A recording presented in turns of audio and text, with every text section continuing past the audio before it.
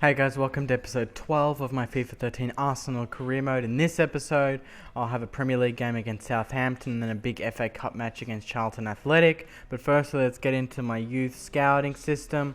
I found a good player there that I've just signed, Yamat. I think his name is pronounced, not too sure. But we'll see how he goes, if he wants to sign, if he wants to stay at Arsenal. And now I'm just going through my list, the team list, just to see who I want to sell on and who I want to keep. And as you can see there, I'm not too happy with Giroud. I want him gone, as harsh as that sounds. And I also just have a look at Mikel Arteta. He's 30 years old, so that's a bit too old for me. That's a deal breaker for me. 30 and older, and no, you're not staying. So there's a few players that are on the edge of that. As you can see, Park, he's on loan, so I can't afford to bring him back. I have no money, as you can see, only not even $1 million. And yeah, just a clean out basically, just so I have room to sign some players. And here I'm asking the board for some money, as you do when you're an Arsenal manager, because otherwise you have no money. And I'm asking for 15 million, and I said I'm going to win the title and the FA Cup. So there's a lot of pressure on me now. But I need the money. I need to buy players. But into the first game, we've got Southampton away from home. We're very close to the transfer window now, so please comment down below and tell me who you think I should sign. Just been giving a lot of thought, and I think an extra centre-back and an extra striker would be the priority, even a few midfielders as well. But early on, I was dominating them. Podolski just cutting through the midfield beautifully. This is a sweaty goal, or not. Very good save there. Probably should have finished it with Podolski, but anyway, Walcott gets his second chance and he finishes it off beautifully on his left foot, which isn't too strong. So very surprising there, but he finished it beautifully. Look at that. No chance for the keeper. I was always going away from him. But 1-0, very early goal, about time. Great through ball, and apparently he was offside. Let's see this in the replay, and jeez, that's close. That would have been the second goal, but got to move on. Good kick out from Szczesny. Walcott winning the header for once. Eisfeld, I'm giving him a go, and that was a great through ball. Cuts it back into Podolski, and he finishes. That was a beautiful piece of play. Kick out from Szczesny. Walcott, header. Eisfeld through ball on his left. Beautiful. Weighted pass. Walcott gets it, cuts it in. Podolski's there, and he finishes it. And that's as perfect as a goal can be, people. But Southampton were pretty good on the counter-attacks. That's always where teams get me. Good clearance there, and it's not a bad shot on the volley. But easy save for Szczesny. Wilshere passes it in. Walcott cuts in. Finesse. Bang. 3-0. 43rd minute. Game is well and truly over. Hopefully. You never know in FIFA. Bang, it could be 3-0 in 10 minutes. But the way I've been playing lately, pretty confident going into the second half. And that's where we'll be going shortly, because it's half-time now. 3-0. Brilliant performance from Theo Walcott in that first half. Probably should have had a hat-trick. Podolski deserved a few more goals as well. So 3-0, very happy with that. Move on to the second half. Hopefully just as ruthless. Maybe hit them for 6. First 10 minutes then nothing really happened. And I thought, well, the game's done. Get the big players off. So, you know, eliminate the chance of injury, which I've been copying a lot lately. As you can see, the Mertesacker is now injured. So I'm going to bring on Mikel, give him a chance. Wilshere cutting through the midfield. Walcott with his speed. It's just a big advantage over just any other player. His speed, his skills aren't that great, but when you've got speed like him, you can just win one-on-one easily. And look at that for terrible defending. Couldn't clear it to save myself. Luckily, Szczesny in good form. Easy save. And that's it. First game done. 3-0, all in the first half. Disappointed in extend the lead in the second half, but clean sheet, 3 goals, good performance from my strikers without El Shaarawy. Very happy about that. Disappointing that Mertesacker's got an injury though, and that's another reason why I need more depth in defence, because if everyone's getting injured, I've got to have players to replace them, and at the moment I've only got Mikel and Giroud, so not great stocks there. But we'll move into the second game now. Here we go. Firstly, they have allowed me 12.6 mil.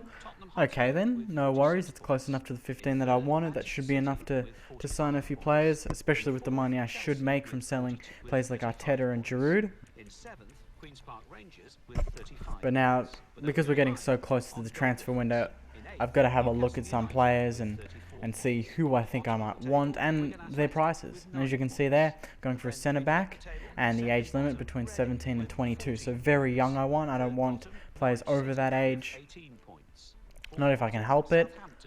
And we'll see what FIFA pops up with. Okay, let's go. There's a few very good players there, and I think, yep, 18 already, 73 overall. Damn, that's very good. And he's 6'2".